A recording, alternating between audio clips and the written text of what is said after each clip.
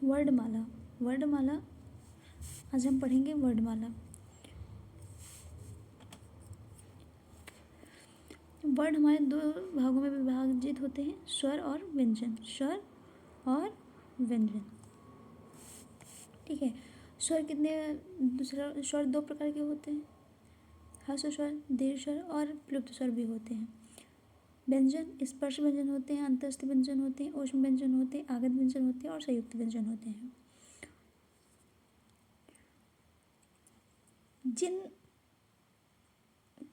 जिन वर्णों का उच्चारण बिना किसी अवरोध के या बिना किसी वर्ण की सहायता से किया जाता है उन्हें हम क्या कहते हैं, उन्हें हम स्वर कहते हैं।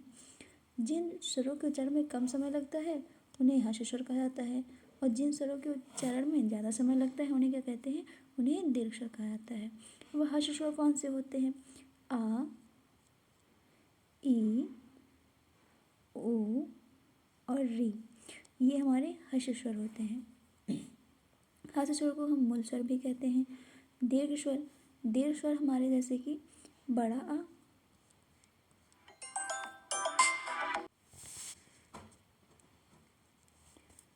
ह्रस्व स्वर छोटा आ, छोटी ई, छोटा ऊ, री होते हैं, इन्हें हम मूल स्वर भी कहते हैं। दीर्घ स्वर वे स्वर होते हैं जिनका उच्चारण करने में अधिक समय लगता है। इनमें दो मात्राओं का प्रयोग होता है, जैसे कि बड़ा आ, बड़ी ई, बड़ा ऊ, ए, आए, ओ, औ। संयुक्त स्वर ए, आए, ओ, औ, ये हमारे संयुक्त स्वर होते हैं। बड़ा आ आगत स्वर होता है। अग्र स्वरों का जो विभाजन हुआ है वो जिह्वा के आधार पर कुछ इस प्रकार हुआ है, अग्र स्वर, मध्य स्वर और पश्च स्वर। जो अग्र स्वर होते हैं वह जिह्वा के अग्र भाग से निकलते हैं, जैसे कि ए, ई, ए, आए। मध्य स्वर ये जिह्वा के मध्य भाग से निकलते हैं, आ। पश्च स्वर जो होते हैं वो जिह्वा के पिछले भाग से निकलते हैं, जैसे कि बड़ा आ, छोटा ऊ, बड़ा ऊ, ओ, आओ, आ। समृद्ध स्वर ई, ई, उ, ये हमारे समृद्ध स्वर होते हैं। अर्ध समृद्ध स्वर ए, ओ अर्ध समृद्ध होते हैं। विवृत शब्द जो होते हैं स्वर वो ओ, आ और ए होते हैं। अर्धविवृत ए, आ, ओ, औ होता है।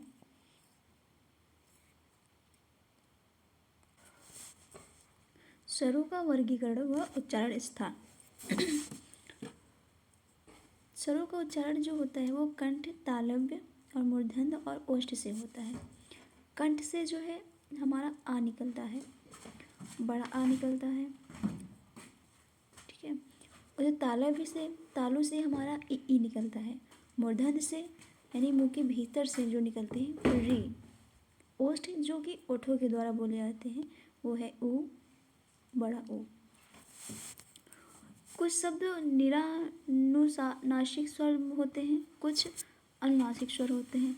निरानुनासिक जो होते हैं वो आ, ई होता है, और जो अनुनासिक स्वर होते हैं वो आ, ई होता है। जैसे कि अगर निरानुनासिक शब्दों की बात करें तो जैसे अपना हो गया, अपना, ये हमारा क्या होगा, ये निरानुनासिक होगा।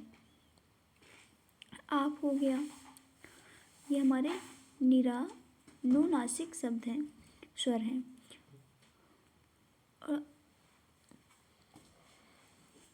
अनुनासिक शब्द जिनके ऊपर चंद्र बिंदी होती है, इनका प्रयोग अधिकतर इसमें क्या आता है, तद्भव शब्दों में क्या आता है। अनुनासिक शब्दों का प्रयोग इसमें होता है तद्भव में होता है, जैसे कि आँख हो गया, आँख है, आंगन है, क्या हो गया, आंगन, आंगन हो गया। ये हमारे अनुनासिक स्वर हैं, स्वरों से बने हुए शब्द हैं, ठीक है।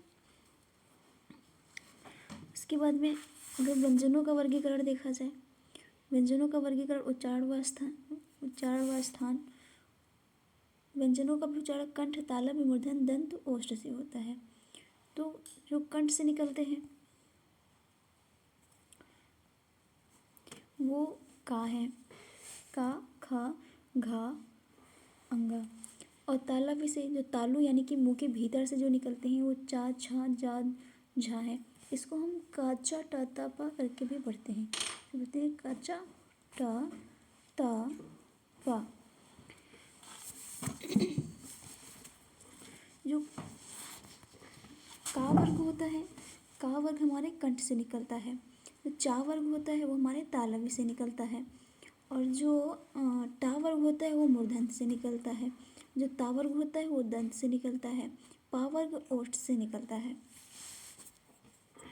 शा और या जो शब्द हैं वो हमारे तालव्य हैं। सा शा और रा जो हैं ये वत्सर हैं। वत्सर क्या होते हैं? जो दांत और मसूड़ हो यानी दंत मूल से निकलते हों। और तालव यानी जो तालू से निकलते हों, तालू की छत को छू करके निकलते हों। दंतोष्ठ जो होते हैं, दंतोष्ठ जैसे कि वाह है, ये हमारा दंतोष्ठ स्वर है, व्यंजन है। तो दंतोष्ठ व्यंजन क्या है? जो ऊपर के दांत और निचले ओठ से जुड़ते हों, जैसे कि वाह। मूर्धन्य, मूर्धन्य जो है मुंह के भीतर से जो निकलते हैं, जैसे कि षटकोण वाला शा यानी शा। स्वर यंत्र, जो स्वर यंत्र यानी कंठ के भीतर से निकलते हैं उनको स्वर यंत्र कहा जाता है, जैसे कि हा। उच्छिप्त, उच्छिप्त व्यंजन वो होते हैं जिनके उच्चारण में जीभ ऊपर उठकर झटके के साथ नीचे आए। उच्छिप्त व्यंजन कौन से होते हैं? जिनमें क्या होता है, जीभ कहाँ उठ करके ऊपर उठ करके ये झटके के साथ नीचे आती है, जैसे कि ड़ा, ढा। ये हमारे उच्छिप्त व्यंजन हैं। अनुस्वार और अनुनासिक में अंतर। अनुस्वार और अनुनासिक में अंतर क्या है? अनुस्वार जो होते हैं, अनुस्वार के उच्चारण में नाक से अधिक सांस निकलती है। अनुस्वार के उच्चारण में नाक से क्या निकलती है? अधिक सांस निकलती है, ठीक है। और मुख से कम, जैसे अंग, अंक, अंश। इसमें क्या होगा? इसमें जो शब्दों में अंग की बिंदी का यूज होता है, प्रयोग होता है। अनुस्वार की ध्वनि प्रकट करने के लिए वर्ण पर बिंदु लगाया जाता है, ठीक है। जैसे कि कोई, जैसे हमने अंग लिखा तो अंग में आ के ऊपर अंग की बिंदी लगाई, ये हमारे अनुस्वार होंगे। और अनुनासिक, अनुनासिक में चंद्र बिंदी का प्रयोग किया जाता है। कौन सी बिंदी का? चंद्र बिंदी का प्रयोग किया जाता है। अनुनासिक के उच्चारण में नाक से बहुत कम सांस निकलती है। अनुस्वार में नाक से सांस अधिक निकलती है और अनुनासिक में नाक से सांस कम निकलती है, मुख से अधिक। जैसे आंत, गांव, चिड़िया आदि। अनुनासिक स्वरों पर जैसे बताया कि चंद्र बिंदु लगता है, ये तद्भव में यूज किए जाते हैं।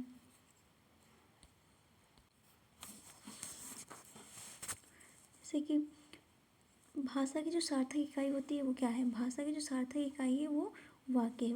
वाक्य से छोटी इकाई कौन सी होती है? उपवाक्य होती है। उपवाक्य की छोटी इकाई कौन सी होती है? पदबंध होती है। अब पदबंध की छोटी इकाई क्या होती है? वो शब्द होती है। पद से छोटी इकाई क्या होती है? अक्षर होती है। और अक्षर से छोटी इकाई ध्वनि कहलाती है।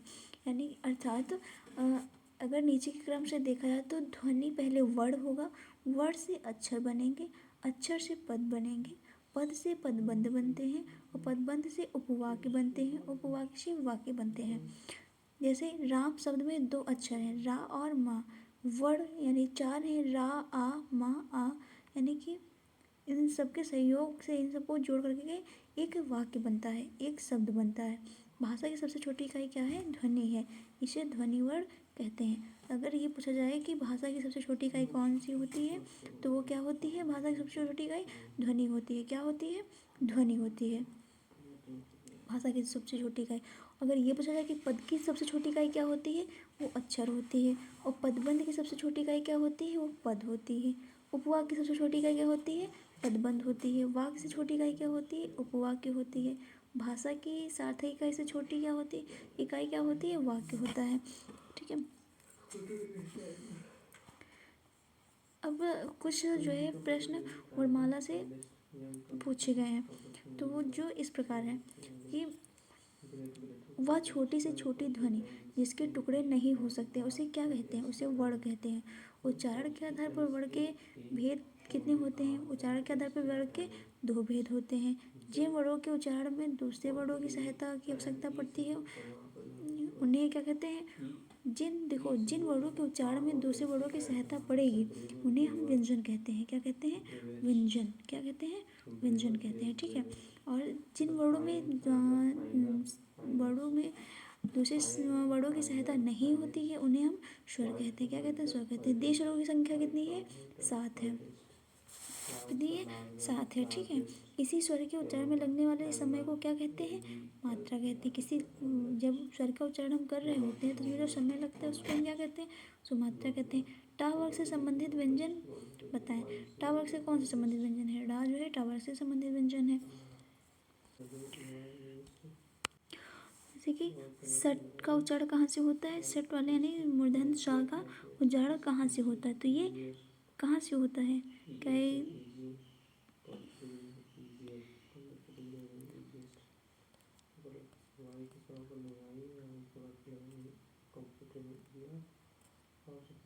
इसमें दिया हुआ है कि घा, ये क्या है? ये यहाँ पे घा लिखा हुआ है। ये घा घा का उच्चारण किस स्थान से होता है? जैसे कि हमने भी दिखाया कि घा का उच्चारण कहाँ से होगा? तालव्य से होगा। कहाँ से होगा? कंठ से होगा। कहाँ से होगा? कंठ से होगा। ठीक है। और फिर क्या संयुक्त व्यंजन कौन से हैं? संयुक्त व्यंजन कौन से होते हैं? संयुक्त व्यंजन ने जैसे बताया था संयुक्त व्यंजन गया होता है। संयुक्त व्यंजन कौन से होते हैं? संयुक्त व्यंजन ये अर्थात संयुक्त व्यंजन ये रहे, ये तुम्हारे संयुक्त स्वर हैं। और संयुक्त व्यंजनों की संख्या 4 है। ठीक है। जैसे कि संयुक्त व्यंजन क्या होता है? जो 2 अक्षरों से मिलकर के बने होते हैं। किससे बने होते हैं? 2 शब्दों से मिलकर बने होते हैं। वो हमारे क्या कहलाते हैं? संयुक्त व्यंजन कहलाते हैं। क्या कहलाते हैं? संयुक्त व्यंजन। जैसे कि त्रा, जैसे कि त्रा और ज्ञा और छा और छा। ठीक है। ये हमारे क्या हैं? ये हमारे संयुक्त व्यंजन होते हैं। क्या होते हैं? संयुक्त व्यंजन होते हैं। अब आगे हम देखते हैं फिर क्या है? ज्ञा वर्ण किन वर्णों के सहयोग से बना है? ज्ञा वर्ण किन वर्णों के सहयोग से बना है? तो ये जा और इया से बना है। किससे बना है? जा प्लस इया से बना है। इया से बना हुआ है। ठीक है। फिर है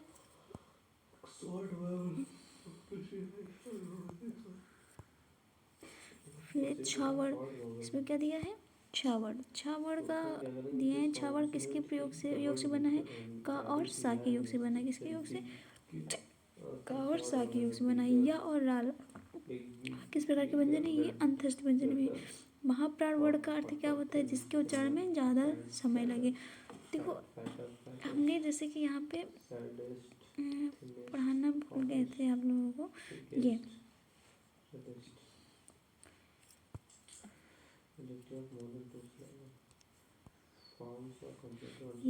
अघोष और अल्पप्राण।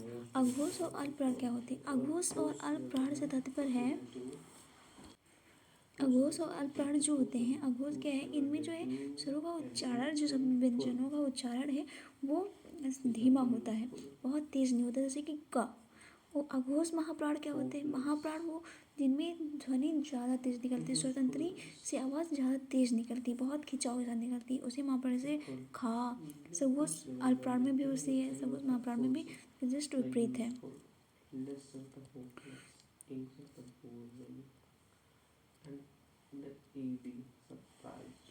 हम देखते हैं कि हिंदी वर्णमाला में स्वरों की कुल संख्या कितनी है? हिंदी वर्णमाला में स्वरों की कुल कितनी संख्या है? 11 संख्या है। भाषा की सबसे छोटी इकाई क्या होती है? वर्ण होती है। क्या होती है? वर्ण या फिर ध्वनि। क्या होती है? वर्ण या ध्वनि। ठीक है। कंठ ध्वनियाँ कौन सी होती हैं? का और खा क्या है? कंठ ध्वनियाँ। मूर्धन्य व्यंजन कौन से होंगे? ड़ा और ढा होंगे। और मूर्धन्य व्यंजन शा भी होता है। अल्पप्राण वर्ण कौन से होते हैं? का और गा। नासिक व्यंजन कौन होते हैं? जो नासिक व्यंजन जो नाक के द्वारा बोले जाते हैं, यानी कि जो काचटा तप है उसके मतलब सभी वर्गों के व्यंजन वर्ग के लास्ट के जो 5वें अंक हैं, पंचमाक्षर भी इनको कहते हैं। जो 5वां अंक है यानी कि ड़ा या ना मा, ये जो क्या होते हैं? ये सब नासिक व्यंजन है। ए और ए क्या है? वर्ण क्या कहलाते हैं? कंठ तालव्य। ए और ए कहाँ से निकलता है? कंठ और तालव्य से निकलता है। अयोग व वर्ण कौन से हैं? अयोग व वर्ण अंग और आहा। अंग और आहा क्या है? अयोग वाह है। अंग और आहा क्या है? अयोग वाह। इस शब्द में द्योतत्व व्यंजन है। जैसे कि किस शब्द में द्योतत्व? दिल्ली जैसे अब द्योतत्व व्यंजन का मतलब क्या होता है? उन शब्दों का 2 बार यूज हुआ होगा। जैसे कि दिल्ली में हो गया 2 लाख का यूज हुआ है, 2 शब्दों का यूज हुआ है, तो ये द्योतत्व व्यंजन हो गए। शाह और सा हा कौन से, ये संघर्षी व्यंजन है। सा शाह ये कौन से व्यंजन है, संघर्षी व्यंजन, ऊष्म व्यंजन है। कौन सा घोष वर्ण है, घोष जो है ये माँ जो है हमारा घोष वर्ण है। हिंदी में मूलतः वर्ण की कितनी संख्या होती है, 52 संख्या होती है। हम पढ़ेंगे स्वर तंत्रियों में उत्पन्न कंपन के आधार पर। देखिए स्वर तंत्रियों में उत्पन्न कंपन के आधार पर शब्द जो अघोष, अभी हम ऊपर जैसे पढ़े थे अघोष, अघोष इन ध्वनियों के उच्चारण में क्या होता है, स्वर तंत्रियों में कंपन नहीं होता है।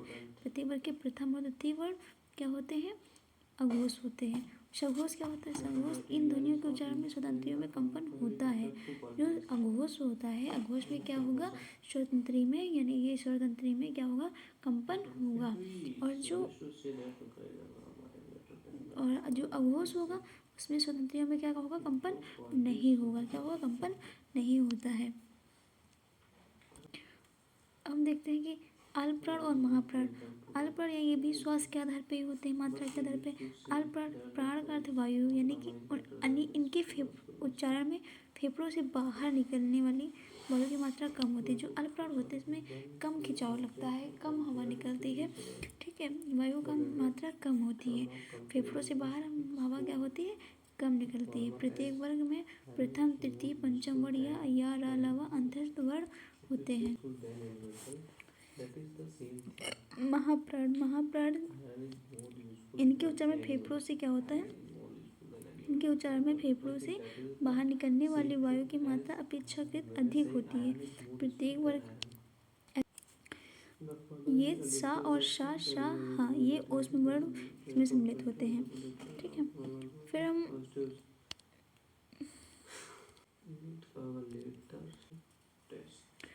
उत्क्षिप्त व्यंजन जो होते हैं, हिंदी के ड़ और अ व्यंजन जो होते हैं वो उत्क्षिप्त व्यंजन होते हैं।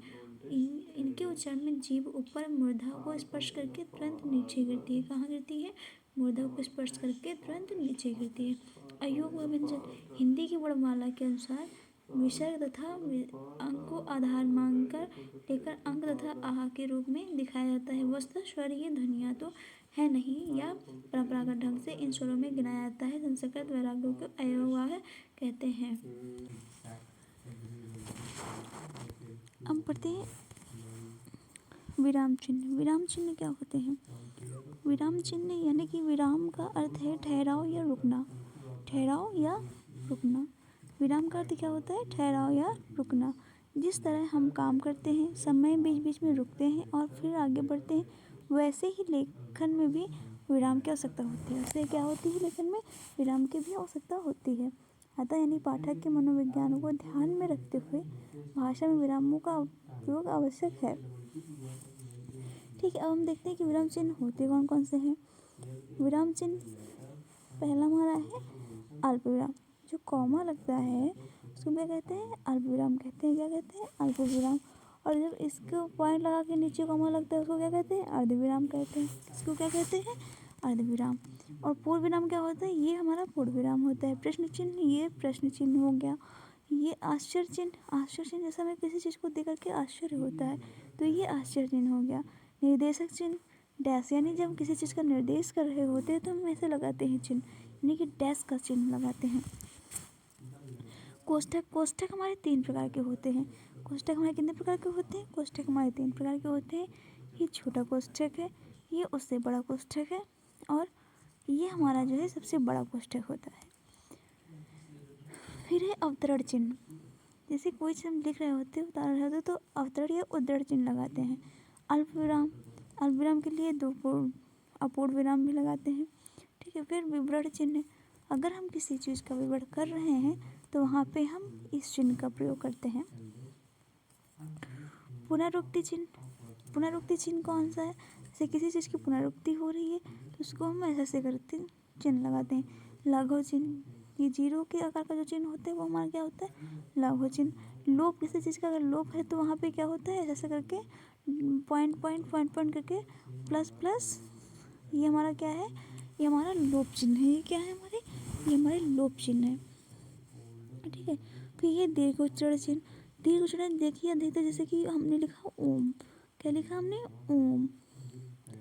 तो ओम में ये आया तो इसका मतलब है दीर्घ, दीर्घ बहुत देर तक के उच्चारण करना है, ठीक है, तो ये दीर्घ उच्चारण का चिन्ह है।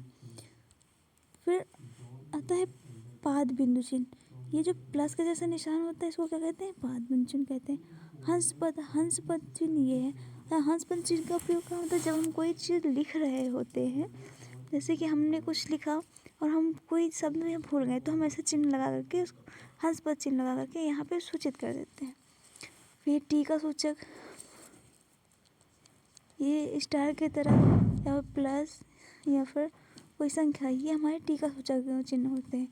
तुल्यता सूचक चिन्ह, तुल्यता सूचक चिन्ह किसी चीज़ की तुलना हो रही, कंपैरिजन हो रहा है, तो उसमें तुलनात्मक चिन्ह लगता है, तुल्यता चिन्ह लगता है। समाप्ति चिन्ह, इसको ऐसा करके इसका मतलब क्या है, ये समाप्ति चिन्ह है।